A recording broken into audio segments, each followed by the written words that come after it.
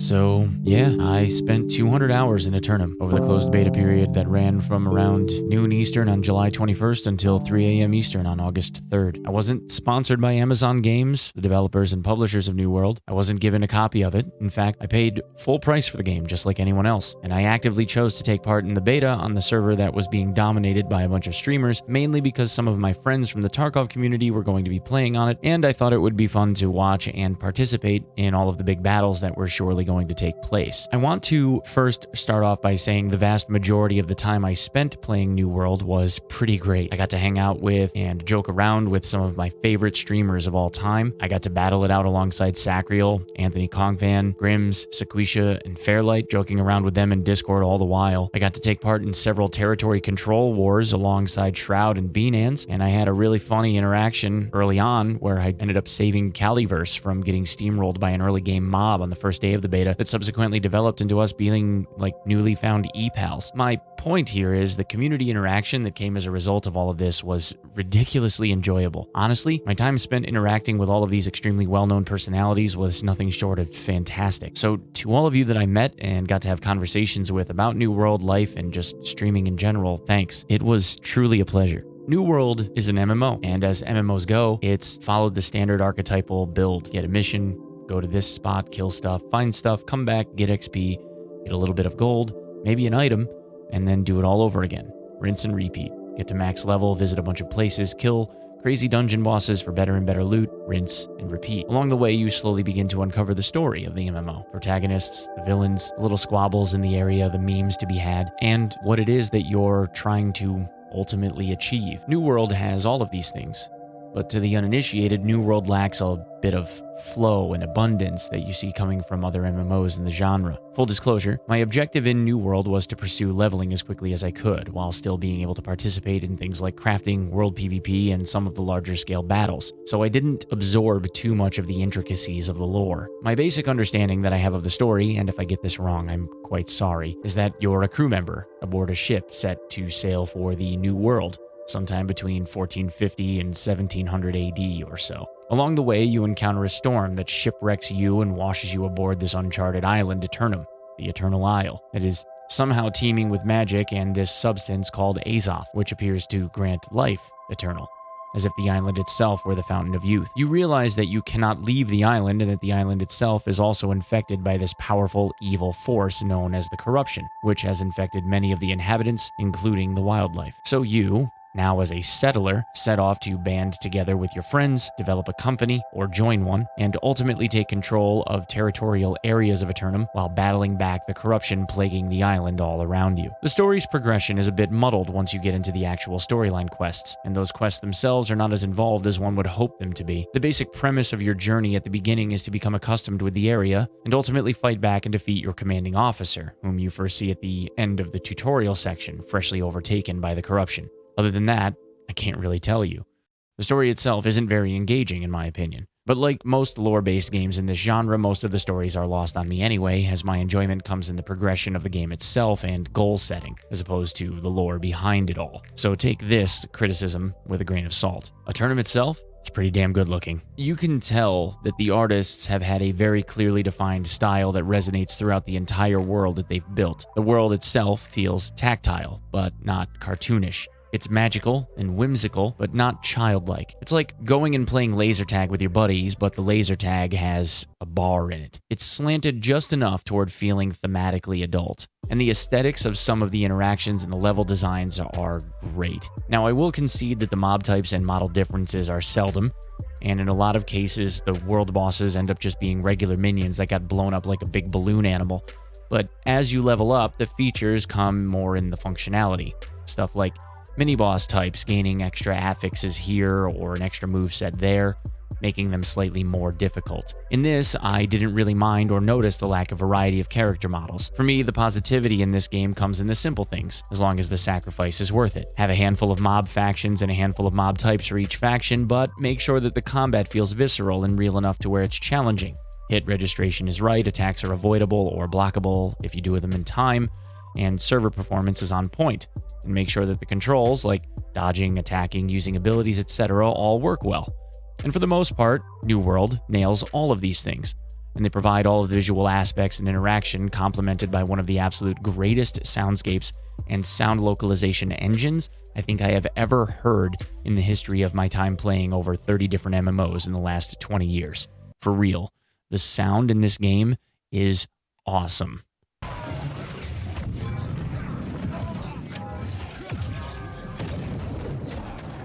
Too easy, baby. Oh, nice shot. New World lets you control territories on the map. Each territory has a main township that is slowly upgraded over time and is owned by the company that either founds it in purchasing it for 100,000 gold at the start of the game, or by the company that declares war on the township and wins. The territories provide several perks in the form of combat buffs, crafting discounts, and fast travel discounts, and they also provide the company that owns the township with taxes and fee revenue from the public auction house and the usage of crafting stations and home ownership.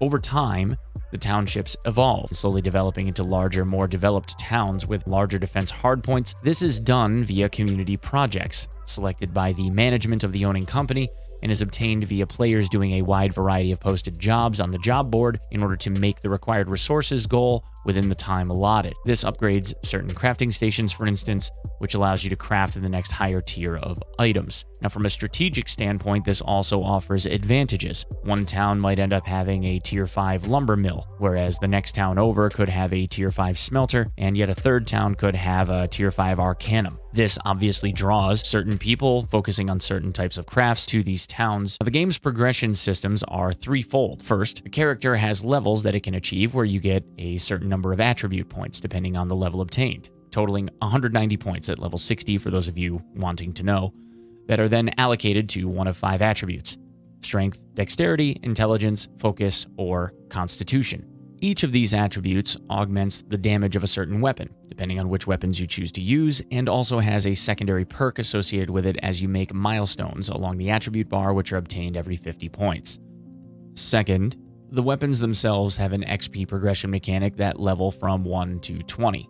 Each level obtained gives you 1 point to place into a talent tree that has 2 main paths, which dictate the playstyle that you're trying to go for. For instance, you could have a musket that's designed around primarily sniping or trapping, or you can use a two-handed hammer that's designed to do single-target DPS or area of effect crowd control, etc. Defeating enemies while wielding these weapons will allocate experience and levels for that weapon, thus furthering the progression of the associated talent trees. The third progression form is crafting, which can be leveled independent of your character's personal progression, but is much easier to progress as your character is able to get out into more difficult parts of the world. Each crafting type can be leveled via their own independent experience progress systems and range from gathering materials to mining to weaving, armor crafting, weaponsmithing, stone cutting, jewel crafting, cooking, and the list goes on. And the crafting system isn't boring. There are purposeful stat augmentations that you can direct your crafted item toward.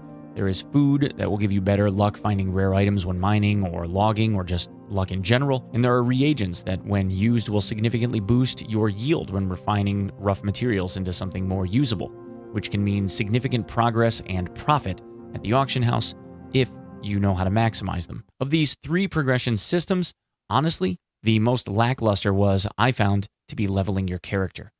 All too often, I found myself facing an experience drought, unable to progress via any type of mission or questing mechanic because, quite frankly, I had done them all, and I was resolute to obtaining work orders from the town I was in at the time to gather materials or kill a bunch of boars or find an artifact located somewhere on the map and return with whatever the job board requested for some meager amount of experience and some township faction reputation that awarded me some minor increase in gathering speed or experience gain. Ultimately, once I hit somewhere around level 40, I resolved to primarily grinding elite outdoor areas designed for groups that were like 5 to 9 levels below me, and then just pulling large groups of those and AoEing them down.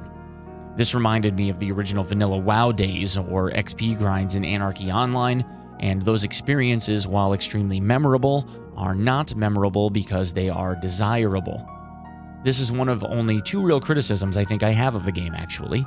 There needs to be more things to do or larger experience rewards for the things in the game that people are doing so that they don't end up farming level 46 elite camps in order to obtain level 55 because it's faster XP than anything else that exists in the game right now. Overall, the combat in New World feels fluid, reactive, and well-made. I live on the East Coast, and I played on an East Coast server, and timing my dodges, reacting to other boss mechanics felt natural and well-timed the vast majority of the time.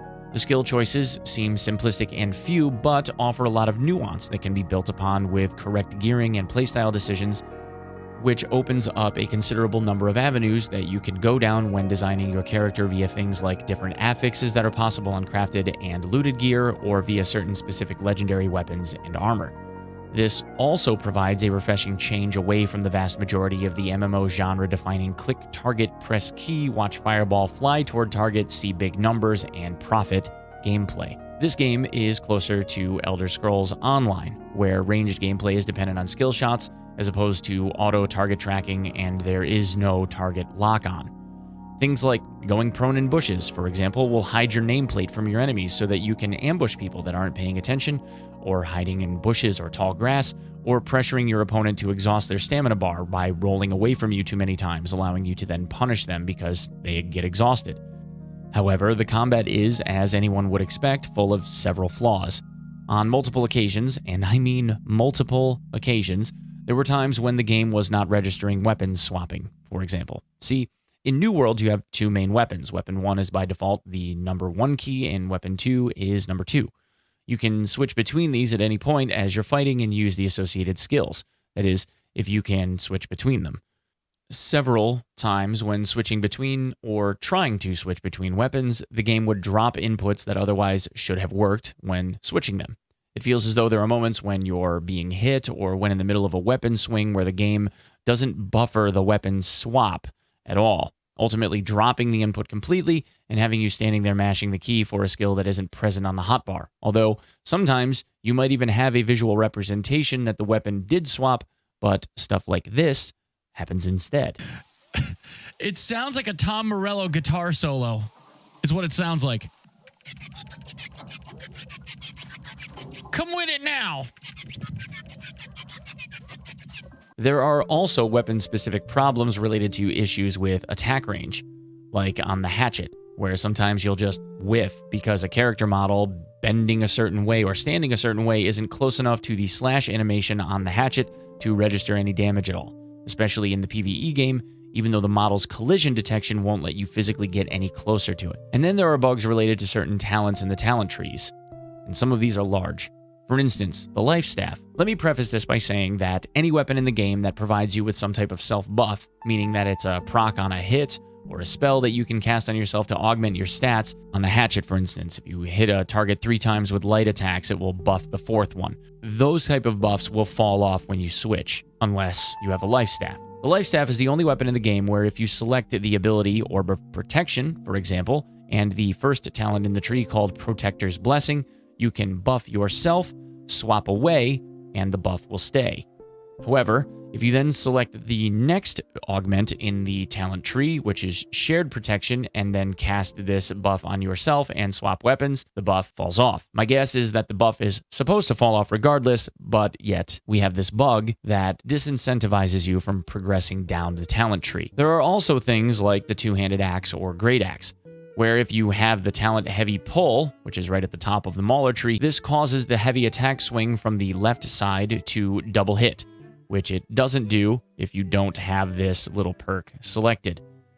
This effectively increases the overall DPS of the weapon by some 40% merely for selecting this very first dot at the top of the tree, and according to a few different folks can occasionally triple hit if you wiggle the camera while you swing.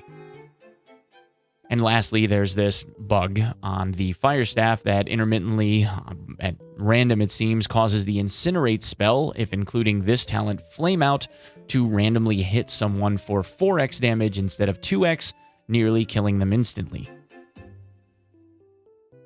This, combined with healing in PvP being overpoweringly strong, with only one real counter in the hatchet throwing tree that causes a 30% debuff to healing for 6 seconds, which again isn't enough time or enough of a debuff, you start to see a very early but very apparent emerging meta, where people use a two-handed axe with a crowd-controlling hammer as a secondary, stand in the green circles from your healers, and then have a Fire Mage, Poison Ranger, and Disease Axe Thrower AoE the hell out of the Zergs, while two-handed axes double hit cleave the crowds for more damage than they should really be doing. This, I think, is my only other real criticism of the game that really needs adjusting.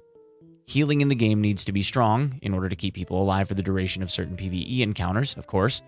But in PvP, which is also completely optional and has to be enabled in town, by the way, the healing that occurs during these encounters by anyone that's leveled up their healing skills or has a decently powered weapon can out-heal just about any and all effective DPS, especially if the healing abilities are stacked up on top of others' healing, as there seems to be no limit to the stacking of green circles on the ground by multiple people, effectively negating all damage as long as people have a life stat secondary. If I had a suggestion to make, my suggestion here would be to implement further talents that can negate a certain amount of healing received and or add effects to talent choices that reduce healing effectiveness. Also, perhaps limiting the number of simultaneous heal over time effects that someone can receive at any one time, or just having the green circles disappear off the ground or severely reduce their healing effectiveness if someone switches away from the life staff would also be beneficial. 50% less healing from a healing circle if you take the life staff off. Stuff like this is natural for an MMO in its infancy. But when these mechanics are being implemented in a PvP centralized game, they obviously need to be at the forefront of the punch list to provide some much needed balance. In PvE, the flaws, in my opinion, seem to be significantly less. However, there is one thing I believe needs to be addressed in regard to collision of mobs. The melee mobs specifically will try to body up against you, but rather than getting to a minimum distance and then stopping, they'll continue to advance into your character, which continuously ends up pushing you backward.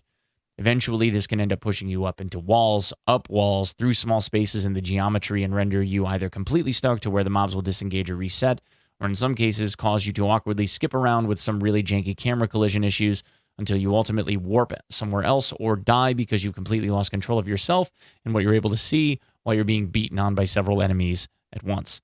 In PvE, I think they do a pretty fantastic job with the different types of damage that's available to each mob type, what they're resistant to, and their associated weaknesses. For instance, undead-type mobs are resistant to slash damage, but weak to the old bonkin' hammer, which does what the game calls strike damage. But corrupted mobs are weak to arcane instead, while the dryad-style mobs, which are primarily plant-based, are weak to fire and slash damage, but resistant to strike damage. The idea here ultimately comes down to developing gear sets and damage types that work against the types of enemies you would fight in the endgame by augmenting yourself with armor and weapons that exploit the weaknesses of the enemies you face in PvE. For example, there's this clip that I have from Sequisha that shows him having built himself up for arcane and anti-corrupt mob damage, and you can see that the secondary number that comes up, which is the arcane damage itself, is actually double the physical damage that he's doing with his musket. Pretty significant when you build it out. Travel in the game seems kind of slow at first. There aren't any mounts, not even in the future. You have to run on foot everywhere you want to go, and as time goes on, you unlock fast travel points that let you warp from place to place and town to town as long as you have enough Azoth, which, as an aside, from gold is used as currency for things like crafting and weapon mastery respecs, but these can be consumed as cost, primarily end up getting consumed as cost for fast travel. As long as there are missions and things to beat that have Azoth as a reward, the Azoth seems to come in pretty quick. However, the fast travel expenses, especially if you're carrying a lot of weight and or don't own a lot of territory, can get to be very, very expensive. The overall pool of Azoth that you're allowed to hold as a max currency threshold is 1,000, but in some cases, one single fast travel can cost 40 to 50% of that and can even go upwards of 70% if you're traveling heavy or far away or both. In my opinion, the Azoth rewards need to be increased along with the maximum threshold allowed to be held to double or even triple the current max that's holdable by any one person. Now, criticisms aside, I found New World to be extremely, extremely captivating. It maintained my attention without making me feel bored, and it made things like gathering and crafting feel necessary, but not in a way that felt distracting from the main point of the game. The best items in the game that you can currently obtain are almost all crafted, especially when it comes to tailoring a character in a specific direction. I even found a dungeon that required you to have 100 logging skill in order to get into the center of the building where 99% of the loot was, including the boss fight of the area. Now, I've never seen an MMO that required a crafting skill to fight a boss before. That one was a first for me, and I found myself hacking away at trees to get the last 4 levels of logging skill I needed in order to be able to make the challenge. That was really cool. Insofar as quality of life stuff is concerned, the user interface seems a little bit too spread out. For minimalists such as myself that prefer smaller, clean UIs with the ability to see more of the scenery rather than the UI implementation elements, I would like the ability to be able to compress this into a much smaller form factor. The same goes for pinned and tracked journal entries for whatever quests you're working on. The ability to resize something like this would allow us to hold on to potentially more pinned quests at a time, and also the ability to be able to move these journal entry items around, for instance, would also clean things up significantly as well. There also seems to be other UI elements like this cooldown option that you have that you can enable inside of the settings menus that unfortunately seem to be overlaying on top of things like the corruption debuff counters, just as a matter of example. The only other major suggestion I would have for this game is that there needs to be a company shared vault of some kind. Currently, there isn't one. It's real difficult for a company to take inventory of what people have, and even in the case of house ownership, there isn't a shared bank that a company can utilize right now to coordinate with each other regarding materials. I think that would be very, very paramount. All right, now the script for this video, as of this point, is rivaling like 4,000 words. And there are things about this game that I haven't even talked about yet, like declaring war on other towns and having 50 versus 50 battles to see who gets to own it next, and the extreme lag associated sometimes, or the invasion mechanic that the game's AI implements, where you need a full raid of 50 level 60 decked out guys with good gear and good coordination to beat a 30-minute long encounter of constant corrupted enemy waves attacking a town in order to prevent it from having its crafting stations downgraded, that feature things like cow-launching siege weapons and giant floating oily skulls that fire giant insta-giving laser beams from its eyes.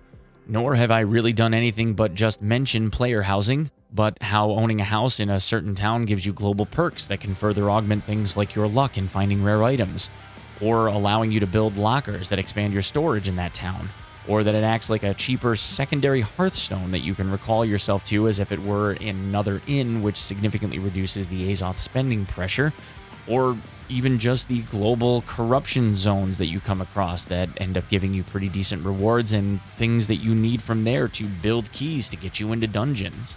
The point I'm trying to make here is that for all of its flaws, I think Amazon Games has a bona fide hit on its hands.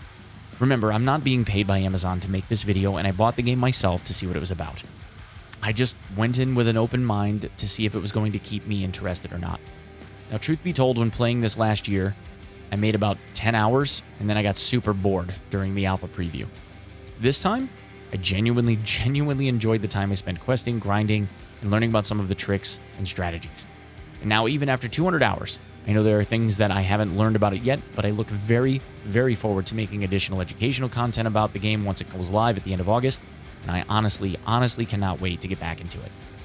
Yes, the game is simplistic on the onset, but I think that's a good thing.